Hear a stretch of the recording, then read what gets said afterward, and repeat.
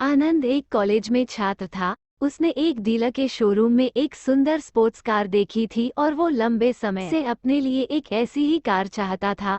आनंद जानता था कि उसके माता पिता इसे खरीदने के लिए सक्षम हैं, इसीलिए उसने उन्हें बताया कि उसे ये कार अपने ग्रेजुएशन कंप्लीट होने पर गिफ्ट के रूप में दे। निजी कार्यालय में बुलाया, उन्होंने उससे कहा कि मुझे तुम्हारे जैसे अच्छे बेटे पर बहुत गर्व है। उन्होंने उसे बताया कि वो उससे कितना प्यार करता है और उसे एक प्यारा रैपर से लिपटा हुआ उपहार दिया। आनंद छोटे से गिफ्ट डब्बे को देख निराशा महसूस करने लगा, लेकिन वो जानने के लिए उत्सुक था कि ऐसा क्या था उस बॉक्स में। इसलिए उसने बॉक्स तुरंत खोला और उसमें एक लाल कपड़े से लिपटी भगवद गीता देखी।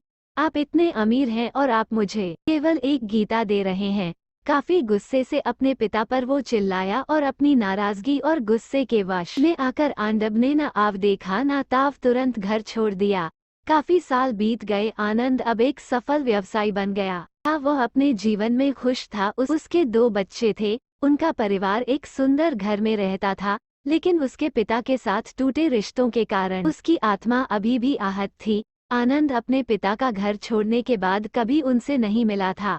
आनंद को उस दिन के बाद अपने पिता को ना मिलने का पछतावा हमेशा रहने वाला था, क्योंकि एक दिन उसे एक पत्र मिला जिसमें उसके पिता के निधन की खबर थी और साथ ही ये बताया गया था कि उन्होंने अपने जीवन भर की पूंजी वसीयतनामा के अनुसार अब आनंद के नाम कर गए थे।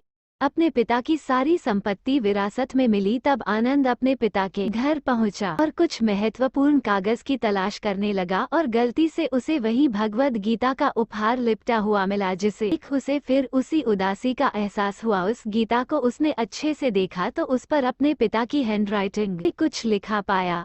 उस पर लिखा था, मैं खुद को बेचकर भी हर सपना पूरा करूंगा तेरा, बस तू सपने जरा बड़े देखना। ये बोल रहा बाप नहीं, जिंदगी का सबसे पहला दोस्त तेरा। ये कविता पढ़ी ही थी कि अचानक उस किताब से एक चाबी गिरी, जिसके ऊपर लगे टैग पर उसके ग्रेजुएट होने की तारीख के साथ कांग्रेचुलेशन और आई लव यू लिखा हुआ था। आनंद के सर के ऊपर से उसके पिता का साया तो पहले ही उठ चुका था और आज उसकी जिंदगी की सबसे बड़ी गलती के बारे में जानकर उसके पैरों के नीचे से जमीन भी खिसक गई। इस दिन आनंद की आंखें और रूह दोनों पछतावे के आंसू रोई।